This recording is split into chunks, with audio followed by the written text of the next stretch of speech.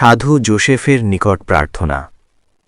এই দুর্বিষহ কালে হে ধন্য যোসেফ, আমরা তোমার নিকটে আগমন করি, আর তোমার পবিত্রা পত্নীর সহায়তা যাচনা করার পর আমরা তোমার আশ্রয় অন্বেষণ করি।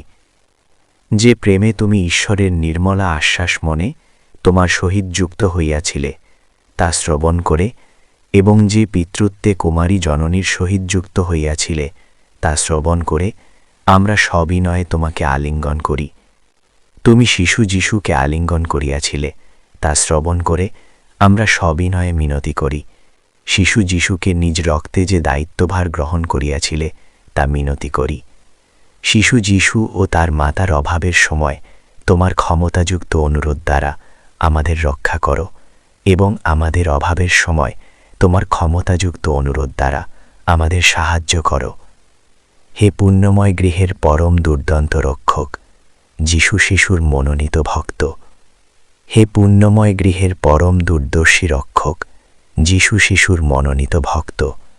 হে সর্বশক্তিমান পিতা, সমস্ত ভ্রম ও ভ্রষ্টতা হতে আমাদের রক্ষা করো।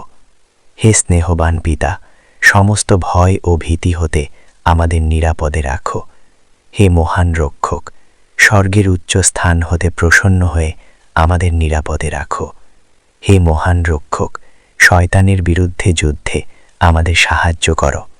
আর যেমন অন্ধকারের শক্তির বিরুদ্ধে যুদ্ধে তুমি সাহায্য করিয়াছিলে, তেমন এখনও যেমন শিশু যীশুকে তুমি মৃত্যু সংকট হতে রক্ষা করিয়াছিলে, তেমন এখন শিশু যীশুর পবিত্রা মাতা মরিয়মকে শত্রুর সমস্ত ফাঁদ ও সমস্ত সংকট হতে রক্ষা করো। যেন তোমার দৃষ্টান্তে আমরা তোমার আশ্রয়ে আমাদের সর্বদা রক্ষা করো।